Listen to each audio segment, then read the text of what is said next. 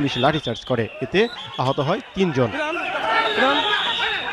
সাতক্ষীরা জেলার ১৫টি কেন্দ্রের মধ্যে ১২টি কেন্দ্রে ভোট গ্রহণ চলছে। হাইকোর্টের নির্দেশে বাকি ৩টি কেন্দ্রে ভোট স্থগিত করেছে নির্বাচন কমিশন। সারা দেশে ন্যায় বরগুনায় উৎসবমুখর পরিবেশে প্রথমবারের মতো জেলা পরিষদ নির্বাচনে ভোট গ্রহণ শুরু হয়েছে।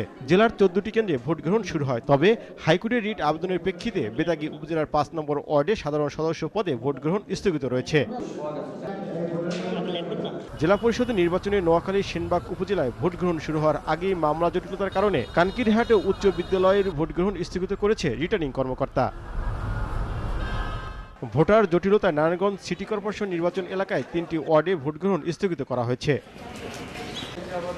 কুড়িগ্রামে শান্তিপূর্ণ পরিবেশে জেলা পরিষদের নির্বাচনের ভোট গ্রহণ শুরু হয়েছে, তবে উচ্চ আদালতের নির্দেশে ৬ নং ওয়ার্ডের ফুলবাড়ী উপজেলার ভোট কেন্দ্রে ভোট গ্রহণ স্থগিত করেছে জেলা রিটার্নিং কর্মকর্তা।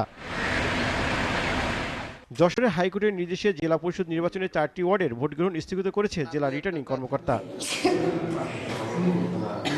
আর ঢাকা দক্ষিণ সিটি কর্পোরেশনের মেয়র সাইদ খোকন ভোট দেন Azimpur girls school and college কেন্দ্রে। এছাড়া দেশের বিভিন্ন জেলায় শান্তিপূর্ণভাবে ভোট গ্রহণ চলছে। দুপুর ২টার পর শুরু হবে গণনা। উজ্জ্বল ইসলাম, RTV।